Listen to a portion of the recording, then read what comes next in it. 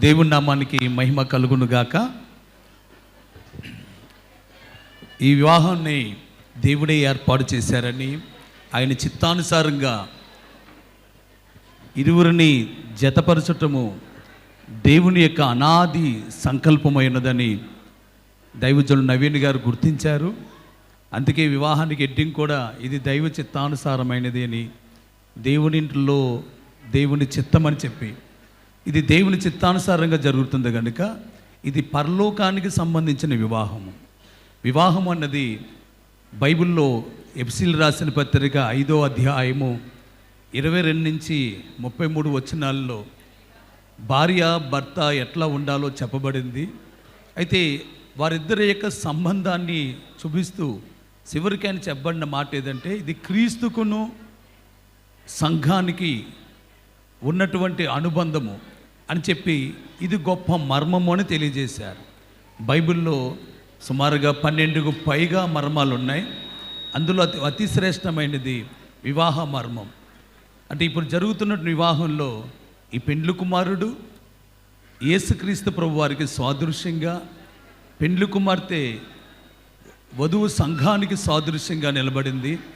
వీరిద్దరిని ఇప్పుడు జతపరచబోతున్నారు. ఈ జతపరిచే గడిలో వీళ్ళిద్దరికి మధ్యలో అడ్డుకున్నది ఏం లేదు. ఇద్దరు పక్కపక్కనే కూర్చున్నారు, చాలా చేరువుగానే ఉన్నారు. కానీ ఇద్దరికి ఒకరి ముఖం కనబడకుండా కనబడేది ఒక ముసుగు మాత్రమే. ఈ ముసుగును తెరిస్తే అమ్మాయి యొక్క సౌందర్యము, అమ్మాయి యొక్క అందము అందరికీ కనబరచబడుతుంది. ఆ అందం కనిపించినట్లుగా అని మీ స్టేజ్ దగ్గరగా ఉన్నాం కనుక కొంచెం స్పష్టంగా కనపడవచ్చు. దూరంగా ఉన్న వాళ్ళకి అదేమీ కనబడకపోయినా ఆ అమ్మాయి యొక్క అందం పూర్తిగా ముసుగు తీస్తేనే కానీ అందం కనబడదు. ఈ ముసుగు తీయటంతోనే వివాహ కార్యం జరుగుతుంది. ఆ హైందవ వివాహంలో అమ్మాయిని అబ్బాయిని ఎదురెదురుగా కూర్చోబెట్టి వాళ్ళిద్దరికి కనబడకుండా ఒక దుప్పటిని అడ్డుగా పెడతారు. ఇద్దరికి దుప్పటి మధ్యలో అడ్డుగా పెట్టి అమ్మాయిని ఆ పక్కని అబ్బాయిని ఈ పక్కని ఉంచుతారు. వివాహ శుభ సమయం రాగానే ఒకళ్ళ నెత్తి మీద జీలకర్ర బెల్లం పెట్టుకుని ఆ మధ్యలో ఉన్నటువంటి దుప్పటిని అడ్డుకున్న తెరను బయటకు తీసిన తర్వాత ఇద్దరు చూపులు ఒకళ్ళు కలిస్తే దాన్ని ఏమంటారంటే చూపులు కలిసిన శుభవేళ. అంటే ఒక శుభ సమయంలో అమ్మాయి చూపు అబ్బాయి చూపు సరైన సమయంలో కలవాలి. ఇప్పుడు అమ్మాయి ముసుగు తీసి అబ్బాయి కళ్ళారో చూస్తున్న సమయం శుభ సమయం. ఇదే శుభ సమయం రేపు యేసుక్రీస్తు ప్రభుత్వం మనకు జరగబోతుంది.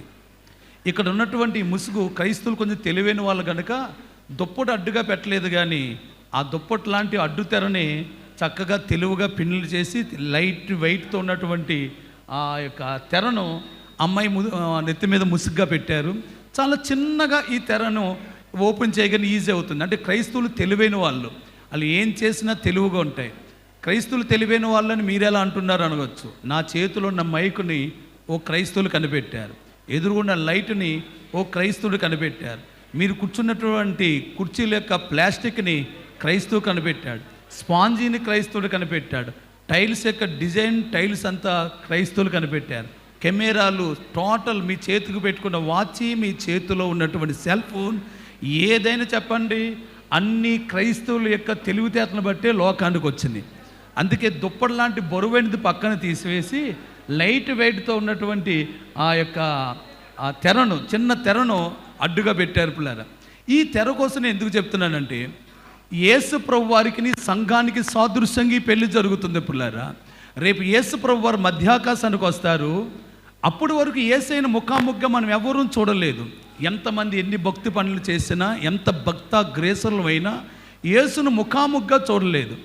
రేపు యేసు ప్రభు వారిని ముఖాముఖిగా చూడటానికి యేసుకి మనకి అడ్డుగా ఆకాశం అనే నీలాకాశం అనే ఒక తెర అడ్డుగా ఉంది. రేపు ప్రభు వచ్చినప్పుడు ఆ తెర తొలగించబడుతుంది. యేసైన మనం ముఖాముఖిగా చూడబోతున్నాం, ఆయన మనము కలవబోతున్నాం. అది నిజమైనటువంటి వివాహము. ఆ వివాహానికి మిమ్మల్ని అందరినీ ప్రేమపూర్వకంగా ఆహ్వానం పలకటానికి నవీనయ్య గారు ఎన్ని ఏర్పాట్లు చేశారు. ఈ వివాహానికి వచ్చిన వాళ్ళు ధన్యులు. రేపు యేసుక్రీస్తు యొక్క వివాహానికి వచ్చేవారు మరీ ధన్యులు. ఆ పెండ్లి విందుకు పిలవని వారు ధన్యులు. కనుక వివాహాన్ని సాధారణంగా చూడక యేసుకి సంఘానికి జరిగే వివాహంగా చూస్తూ దాన్ని జరిగించడానికి మంచి వాక్యాన్ని బోధించడానికి వచ్చిన దైవజనులు పేటర్ గారిని బట్టి, నడిపిస్తున్నటువంటి దైవజనులందరిని బట్టి ప్రభుపేట వందనాలు తెలియజేస్తున్నాను. యేసుక్రీస్తు ప్రభు నామంలో మీ ఇద్దరికి శుభము కలిగి క్రీస్తులను ఉండాలి తమ్ముడు. యేసును పోలి నువ్వు జీవించాలి.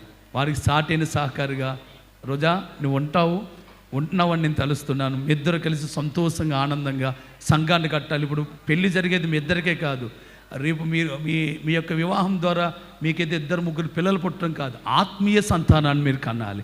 మీ తాతయ్య గారు ఎంత గొప్ప సేవ చేశారో, మీ నాన్నగారు ఎంత గొప్పగా ఆ సేవను విస్తృతపరిచారు, అంతకు మించి 100 రెట్లు మీ ద్వారా సేవ ఆశీర్వదించబడును గాక. ఆమేన్. Thank you.